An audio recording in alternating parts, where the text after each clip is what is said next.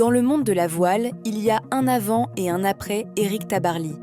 Mais pour comprendre l'homme, il faut oublier l'image d'Épinal du marin en pull marin.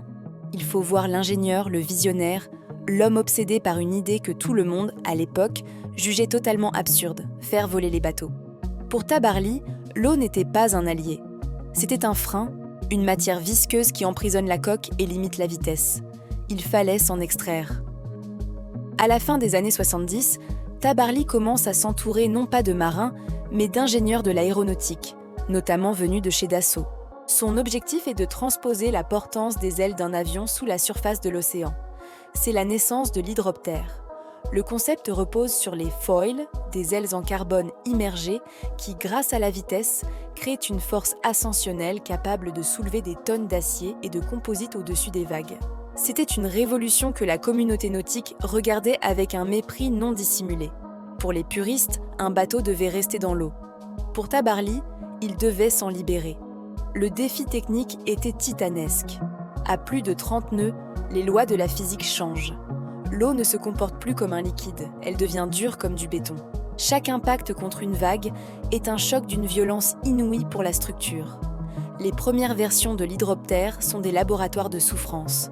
Les bras de liaison s'arrachent, les foils se brisent de net et les crashs à haute vitesse manquent à plusieurs reprises de coûter la vie à Tabarly et son équipage. Mais l'homme ne renonce jamais.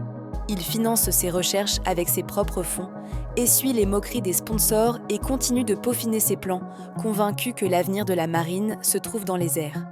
Il y a une dimension tragique dans cette quête. Tabarly disparaît en mer en 1998, bien avant de voir son rêve totalement accompli. Il faudra attendre 2009, 11 ans après sa mort, pour que l'hydroptère batte enfin le record du monde de vitesse à la voile, dépassant la barre mythique des 50 nœuds. Ce jour-là, le monde entier a compris que le vieux marin avait raison. Aujourd'hui, regardez les bateaux de l'America's Cup ou les géants du Vendée Globe. Ils ne naviguent plus, ils volent.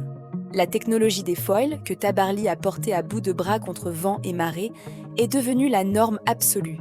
Ce que l'on prenait pour un jouet dangereux est devenu l'ADN de la voile moderne.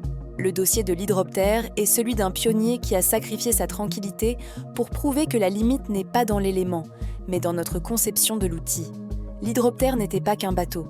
C'était le premier cri d'une nouvelle ère. Un futur qui a fini par s'imposer là où personne ne l'attendait. Si vous aimez explorer les archives de nos futurs perdus, abonnez-vous à Finépal.